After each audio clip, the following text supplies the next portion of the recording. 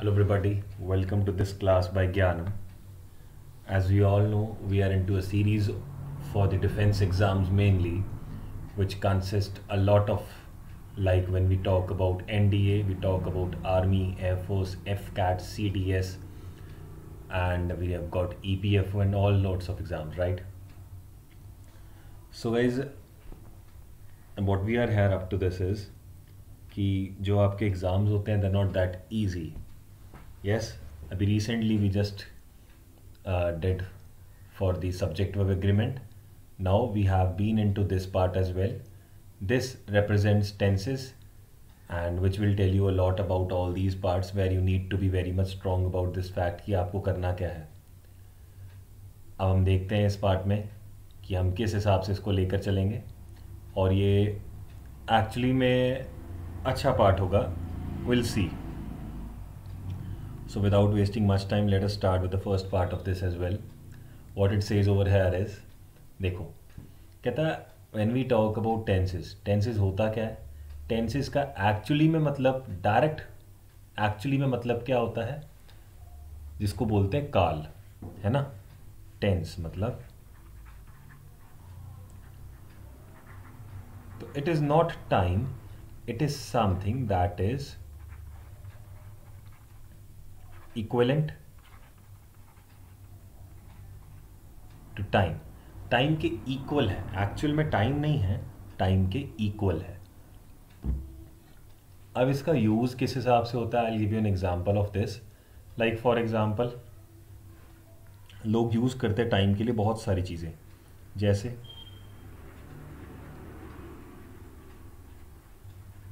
yesterday, today, 4 days back. ऐसे ही बहुत सारे और चीज़ें हो सकती हैं जहाँ पर आप ये चीज़ यूज़ करते हैं. तो ये जो है ना, ये एक्चुअली किस चीज़ के क्लॉज हैं? टाइम के. बट आप जब टेंस की बात करते हैं ना, टेंस बेसिकली वो जो पास्ट प्रेजेंट फ्यूचर पढ़ा है ना आपने, वो ऐसे ही होता है. जैसे I will go to Kasauli, मैं कसौली जाऊंगा. This will itself is an indication of what? Future. तो एक्चुअली देखो मैंने ना आज कल परसों लगाया ना, कोई टाइम लगाया और मैं फिर भी फ्यूचर में पहुंच गया. If somebody talks about I went to Himachal Pradesh, तो तब भी ये जो went हो जाएगा, ये क्या हो जाएगा? ये हो जाएगा पास्ट इंडेफिनिट. और पास्ट इंडेफिनिट का मतलब क्या हुआ? ऑफ कोर्स पास्ट इंडेफिनिट का मतलब होता है कि भाई ये तो आपका भूतकाल में चला गया, पास्ट में चला गया. तो इट सेल्फ सेज कि भाई आप को जब भी आपको लगे कि आपके पास टाइम की अवेलेबिलिटी नहीं है और फिर भी आप इसको आगे पीछे कर सको, that is called tense for you.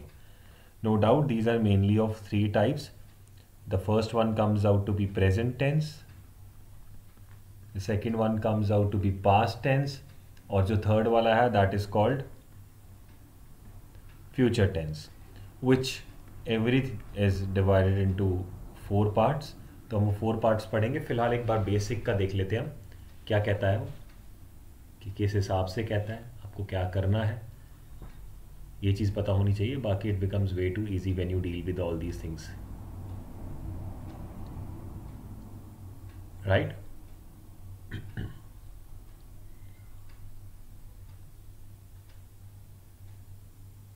So there we have all sorts of things coming your way. इनसे आपको पता लग जाएगा एक्चुअली हम किस चीज़ की बात कर रहे हैं और कैसे बात कर रहे हैं. तो टेंस का इटसेल्फ मतलब होगा something that is equivalent to time.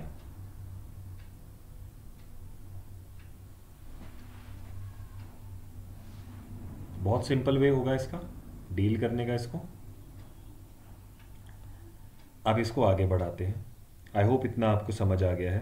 If you are noting it down तो आप नोट भी कर चुके होंगे. देखो कहता है when we talk about the different parts, like for example we talk about past, we talk about present, we talk about future. इन सब के अलग अलग पार्ट्स होते हैं, इन सब के आगे आगे जाने वाले पार्ट्स होते हैं. ठीक है, तो वो जो 4 पार्ट्स होते हैं एक बार उनको डिस्कस कर लेते हैं. जो फर्स्ट वाला पार्ट है इज कॉल्ड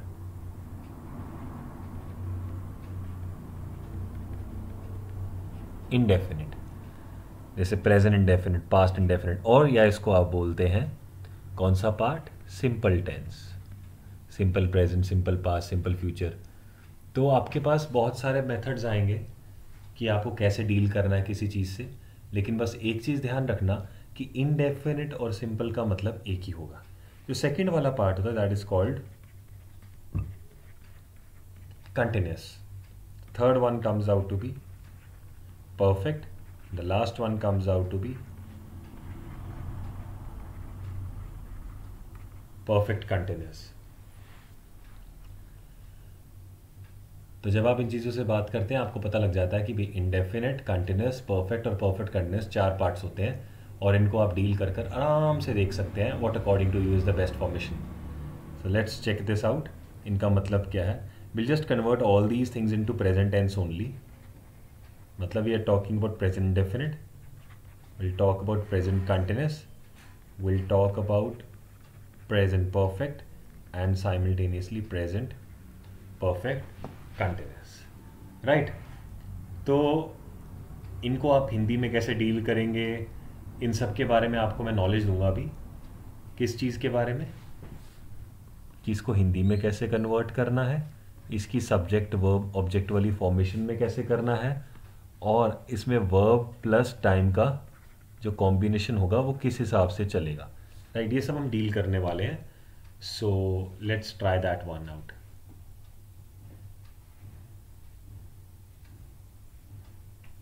राइट, इसको देखते हैं कैसे करेंगे। बहुत सिंपल हो जाएगा, it's not at all difficult, और इससे हमको पता भी लग जाएगा कि टेंसेस को डील कैसे करना है।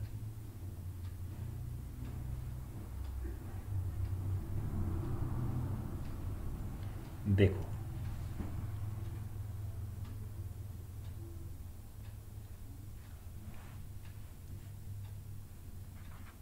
so the first one is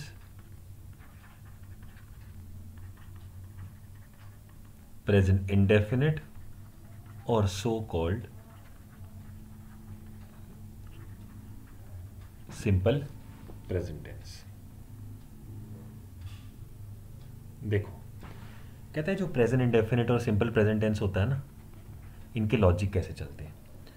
कहता we know that the formation comes out to be subject, verb and object. तो टेंस का रोल सिर्फ यहां तक है, सब्जेक्ट और वर्ब तक।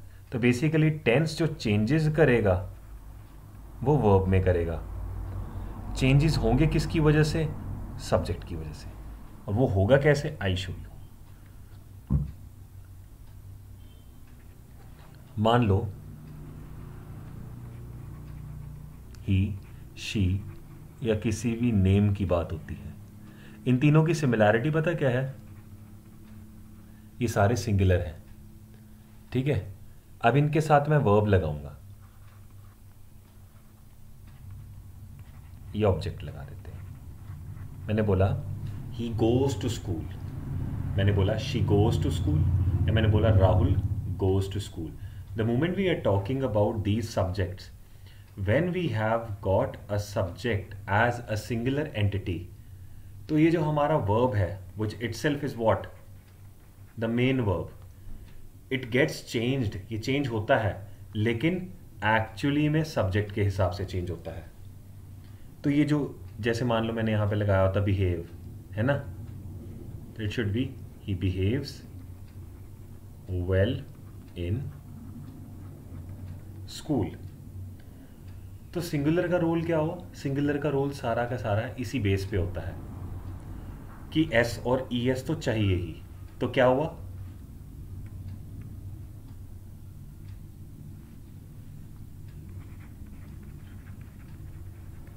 We talk about a subject, ये आपका सब्जेक्ट है, ठीक है। ये सब्जेक्ट को हम सिंगुलर रखते हैं, सब्जेक्ट क्या हुआ, सिंगुलर। अभी सिंगुलर सब्जेक्ट हुआ, आपके पास वर्ब की बात करनी है हमें। ये जो वर्ब है आपका, ये वर्ब भी हम क्या लगाएंगे, वो एस के साथ या ईएस के साथ, राइट। फिर आएगा आपका object, but only in case of singular subjects, right. छोटा सा पार्ट नोट करें, this is for indefinite when we have got a singular one.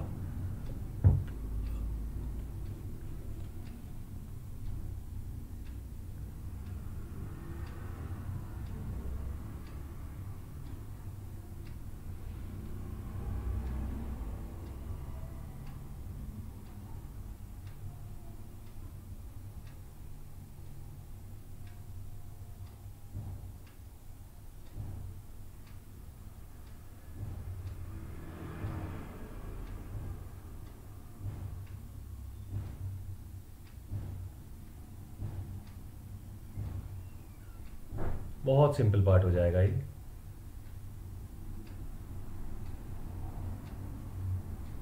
तो ये वाला पार्ट क्या कहता है, जब आपके पास सिंगुलर सब्जेक्ट हो तो कैसे करना है कि नहीं, the way to simple approach for it, right. So let's take it to when we have a plural subject. How are we gonna deal with that part also? ये तो आपने पढ़ा सब्जेक्ट जब सिंगुलर था, है ना, जैसे एग्जांपल दिया मैंने। अभी अभी हम प्रेजेंट की ही बात करेंगे, लेकिन हम क्या करेंगे, ये जो चीज़ है इसको प्लूरल कर देंगे। वो कैसे करेंगे, लेट्स पे फोकस ओवर है। ये रहा हमारे पास सब्जेक्ट, फॉर एग्जांपल मैंने लगाया दे, or when we talk about the word people, or we can talk about we, all these subjects used over here are of course plural for you. So I have considered these subjects as the plural entities. And when we talk about go or goes, we have to use the main form of verb, the verb ki first form of verb. So this verb ki first form comes with s or es in singular part. When we talk about a plural part over there, it comes without es, right? So it clearly says ये आपका हो गया. So that resembles the present indefinite. I'll make you write a note of it. You'll not get any note over there in any of the books you study, but here I'm gonna provide you that to make you see it कि भी actually में होता क्या है. Just a small part over here. You just note it down, the smaller one.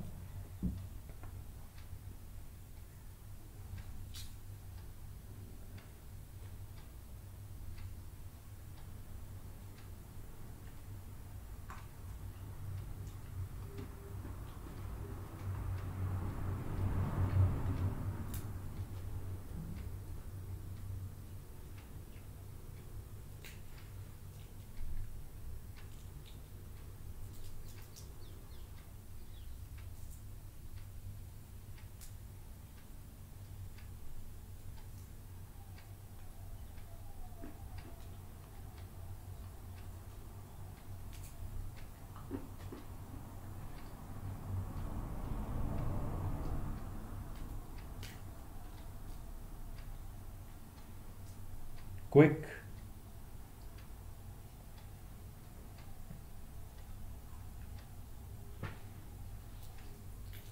यहां से आपको logic भी पता लग जाएगा कि हमें किस चीज की बात करनी है, right. So let us check it out. देखो मैंने यहां लगाया the man takes wants a piece of cake. The man wants a piece of cake. The man comes out to be subject. This is of course verb followed by an object. Now we all know that a subject definitely varies a verb when it comes out to be singular or plural or the way behind that, right? अब देखो ये subject क्या हुआ, singular. The verb has to be with what, S or ES, which itself is an option over here, right? तो यहां पे आपको option मिल गया एस ई एस का, तो बिल्कुल सही है वो। अब देखो यहां से क्या पता लगा आपको कि भाई ये ऑप्शन आपको मिल गया है, आप उसके अकॉर्डिंग्स में डील कर सकते हैं। अगर मैं इसको प्लूरल कर दूं तो क्या बनेगा, it would be the man want और wants, want a piece of cake. तो ये मैन जो हुआ, ये सब्जेक्ट क्या हो गया, प्लूरल, और वर्ब क्या होगी, ऑफ कोर्स प्लूरल। तो अकॉर्डेंस में आपको आंसर मिल गया। तो itself shows how are you deal with all these things without any hesitation, right. यहां से पता लगा आपको कि भाई आप अकॉर्डिंगली इनको सिंगुलर प्लूरल कर सकते हैं। अब क्या करेंगे हम, अब देखो, अब हम एक छोटा सा नोट देखेंगे कि when we talk about simple present tense और we talk about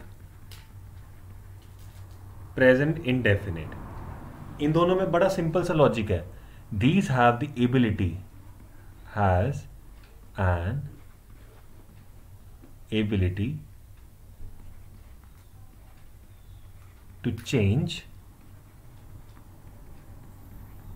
the main verb and doesn't affect a helping verb। अब ये क्या सीन हुआ, मेन और हेल्पिंग का क्या सीन हुआ इसमें, इसमें आपको ये पता लगा कि भाई जब आपके पास अवेलेबिलिटी है किस चीज की, प्रेजेंट इंडेफिनिट की, तो वो हर बार ना मेन वर्ब को चेंज करता है। और अच्छा, ये प्रॉब्लम क्या आती है सर, चेंज कैसे करता है, this change ability comes to it via what, ये जो चेंज है it varies according to the singular और plural nature of a subject. यानी कि subject is directly proportional to a verb, वो चेंज होगा तो वर्ब भी चेंज होगा। तो एक्चुअली में हर बार यहां से ये पता लगा सिंपल प्रेजेंट और प्रेजेंट इंडेफिनिट के पास एबिलिटी है to change what, of course a verb in accordance to every singular और प्लूरल एंटिटी गिवन, राइट। यहां से समझ आया आपको how we deal with this, just note it down, थोड़ा सा लॉजिक पता लग जाएगा आपको।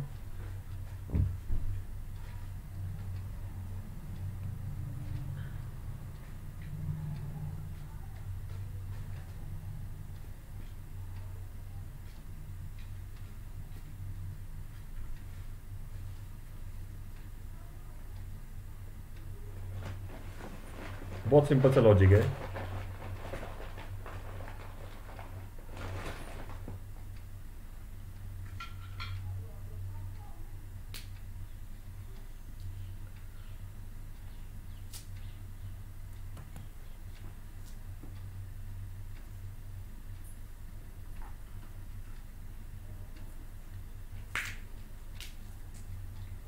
Right?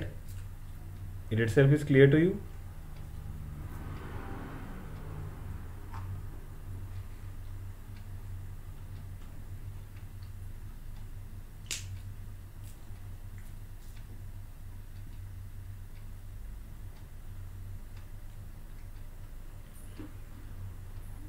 So this was all about what?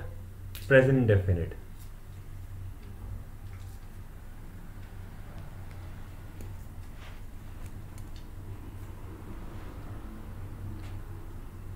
Right. So अब प्रेजेंट इंडेफिनिट के बारे में कुछ बताता हूं आपको। और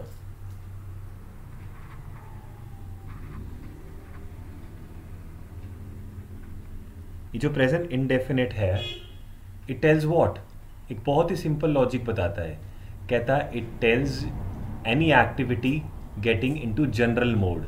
जनरल मोड मतलब काइंड ऑफ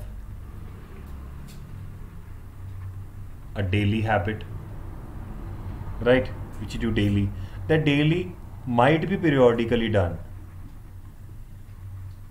अभी periodically का मतलब क्या है, मैंने बोला he goes to temple daily, वो डेली टेम्पल जाता है। अभी ये जो डेली हैबिट है इस डेली से डिपिक्ट हो रही है। मान लो मैं इस डेली को रिमूव कर देता हूं तो क्या बनेगा, He goes to temple, वो टेम्पल जाता है। तो यहां से पता क्या लगा, एक्चुअली में डेली जाता है। तो व्हेन नथिंग इज गिवन ना, तो आपको डेली पता लग जाएगा। But when we talk about a periodic action, periodically कैसे होता है? मैंने बोला he goes to temple every Tuesday. अब ये डेली नहीं जाता, हर ट्यूसडे को जाता, तो ये पीरियड आपने दे दिया है। So you can talk about every week, every weekend, it's your wish, आप उसको कैसे डील कर रहे हैं। तो it tells about your daily habit, but if time is not given, it means he is talking about what? A general case only. तो यहां से मान के रखो कि वो जनरल केस के बारे में ही बात कर रहा है।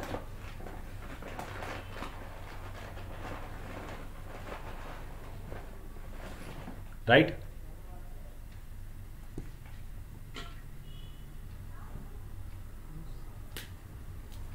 बहुत सिंपल लॉजिक आपको पता लग गया यहां से कि कैसे डील करना है।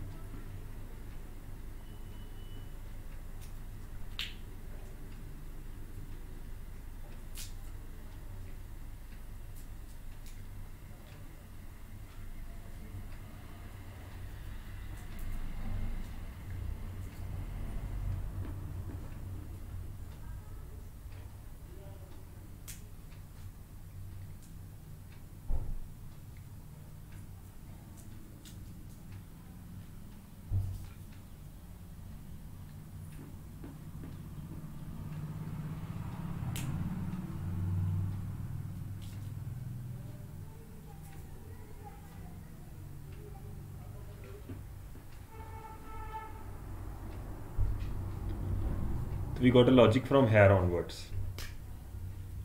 कि हम कैसे डील करने वाले हैं इन चीज़ों से। You need to be very much sure about this fact कि एक्चुअली में प्रेजेंट डेफिनेट करता क्या है।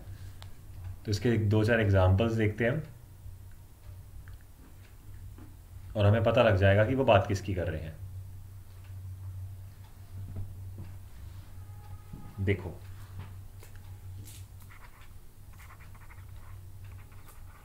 The man plans the things well। Man चीज़ों को अच्छा प्लान करता है।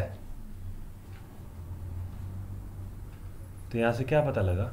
यहाँ से ये पता लगता है कि when he is talking about this point as well, यहाँ से उसको पता लग गया कि मैन अच्छा प्लान करता है। This comes out to be what? verb। और ये क्या हुआ? सब्जेक्ट। तो ये ऐसा हो गया। अब मैं यहाँ पर ले रहा हूँ नॉट के केस को। ये थे affirmative. Now will talk about जब आपको नेगेटिव सेंटेंसेस डालने हैं। कैसे? The man does not plan the things well. The man does not plan the things well. यहाँ से पता क्या लगा आपको?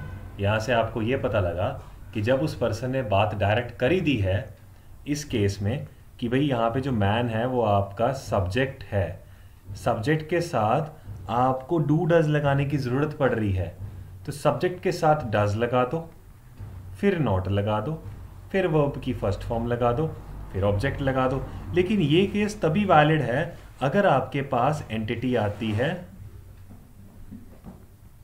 सिंगुलर, क्योंकि जब एंटिटी बन जाए प्लूरल तो ये सब्जेक्ट हुआ मेरा सिंगुलर। अब एंटिटी बनाते हैं plural, subject which in this case is plural, तो वहां डज का रोल खत्म हो जाएगा, वहां पर आएगा डू, फिर वर्ब की फर्स्ट फॉर्म, फिर ऑब्जेक्ट। और ये वाला केस कौन सा हो गया? प्लूरल का। राइट? इतना समझ आया?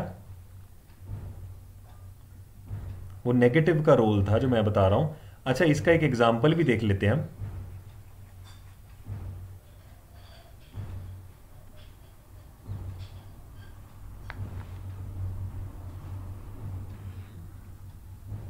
मैन का कन्वर्ट कर दें man. The man do not plan the things. Man plural, do आया नॉट तो आना ही है नेगेटिव के लिए, और ये वर्ब की फर्स्ट फॉर्म अनचेंज रहेगी। यानी देखने वाली बात यहाँ पर क्या है कि when we talk about negative formations जहाँ पर नॉट लगता है, वहाँ पर the subject is not liable to change the action verb, it's not liable to change the main verb, it has got the power to change the helping verb only. तो वहाँ पर सिर्फ वो हेल्पिंग वर्ब चेंज करेगा और कुछ नहीं change करेगा, right? Just note it down, फिर मैं इसमें नोट लिखवाता हूँ।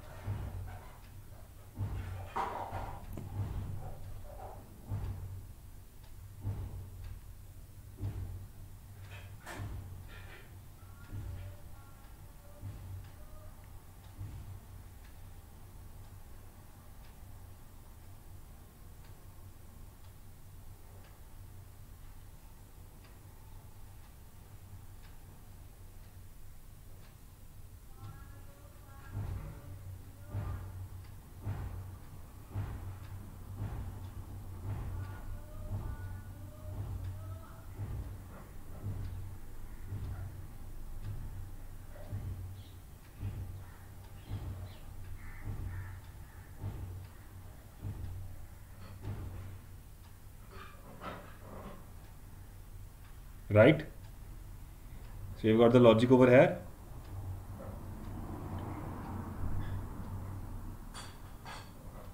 तो यहाँ पे हम एक छोटा सा नोट लिख देते हैं इसी पार्ट के लिए. Let me just arrays this all. The note says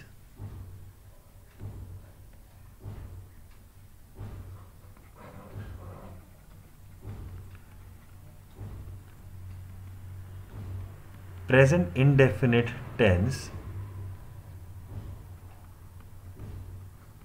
affects a helping verb in case of negative sentences and of course consisting not. Right तो ये नोट इंपॉर्टेंट है इस पार्ट के लिए एंड आई होप आपको इतना समझ भी आ गया कि एक्चुअली उन्होंने कैसे डील करा है.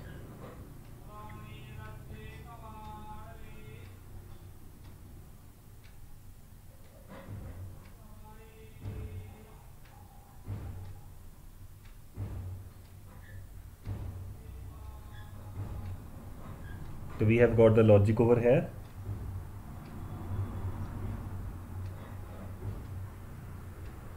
कि हमने कैसे इनको डील करना है. तो बहुत सिंपल थ्योरी है यहाँ पर, right. So yes, we'll continue the other things in next class. Till then I hope you'll get all those things into your mind. Take care, enjoy, bye bye.